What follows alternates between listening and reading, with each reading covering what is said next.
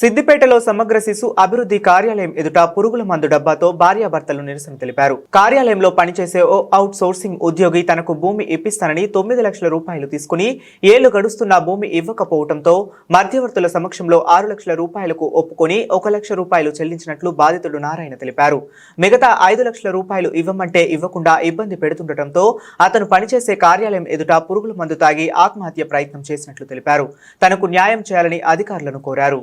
DW ఆఫీస్లో duty city ఇక్కడ సిటీలో ఓకే DW ఆఫీస్ నీకు వచ్చి వెళ్ళిపోయిందా పొద్దున సెంటర్లో ఎన్ని పనులు ఉంటాయి మేడం నాకు చెప్తారా పొద్దున ఇక్కడ ఆఫీస్కి వచ్చింది ఇవాళ నన్ను ఇంట్రాక్ట్ చేసే మేడం మీరు అర్థం అరే నువ్వన్నా అన్న ఆఫీస్ మీరే చెప్పాలి కదా ఎవరో ఏమో చేస్తే నన్ను మా దగ్గర ఎందుకు కదా ఇది కూడా మీ ఆఫీసులో. నా పేరు నారాయణ, మాది కొన్నాళ్ళ కేంద్రం. ఇద్దరిలో జాగా తీసుకున్నా కలెక్టర్ ఆఫీస్ దగ్గర సెకండ్ బిట్ ల్యాండ్. ఈ శ్రీనివాస్ భార్య జాగా గురించి చెప్పిండు. చెప్తే మన ఇల్లు లోకల్ శ్రీనివాస్ ఆయన విడతల వారికి 9,80,000 రూపాయలు క్యాష్ ఇచ్చిన ఆయనకు. చెక్కులు తెచ్చిన 2-3 ఆయనకు చెక్కులు అతని దగ్గరనే పెట్టినాడు. జాగాలకు డబ్బులు వేయలేదట.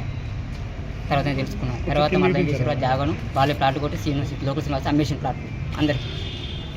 ఇక డబ్బులు తెలిసినోడే కదా, మా కుల కూడా ముద్రాజ కదా అని చెప్పి నేను ఒప్పుకోబెట్టిన. ఎవరిని ఏమని లేవు. చాలామంది అడిగినా డబ్బులు ఇస్తలేడు అని చెప్పి అంటే నేను 2-3 పెద్ద మనుషులు చెప్తే పిలిపించారు. 9,80,000 రూపాయలకు 6 లక్షల రూపాయలు ఒప్పుకున్నాడు. 6 లక్షల రూపాయలు ఒప్పుకొని 1 లక్ష రూపాయలు ఇచ్చిండు. ఆ రోజు మళ్ళీ 5 లక్షల రూపాయలకు ఇంకొక 3 నెలల టైం పెట్టి 7 తారీఖు వచ్చిపోయిన ఈ నెల 7 తారీఖునాడు పెద్ద మనుషులు పోయితే లాభపడతాడట. మొత్తమే నేను జవ్వన కనకరాజు నడితే ఫోన్ లాభపడతాడు ఆయన్ని, ఈయన నడితే ఈయన ఫోన్ లాభపడకూడదు అవుతాడు. ఇక నా పరిస్థితి ఆగమైంది. మొత్తం నా ఇంటికి లాకేసారు. నా ఇల్లు ఇప్పుడు సీజింగ్కి వచ్చింది. నా బిల్డింగ్ లోన్ వల్ల మొత్తం అప్పులపాలు అయిపోయినా. నేను నమ్ముకు 9,80,000 రూపాయలు ఇప్పుడు 3 నుంచి 4 సంవత్సరాలు ముట్టి ఆయన చేతికి పోయిన అమౌంట్. అది నేను తినలేదు, తాగింది లేదు. ఇప్పుడు నా డబ్బులు నాకు ఇప్పమని ఇలాగ వచ్చిన వస్తే తిరుమల డబ్బు తీసుకొని వస్తే సత్యదావపు అని అంటుంటారు. ఎవరంటారు? శ్రీనివాస్ శ్రీనివాస్ ఎవరు?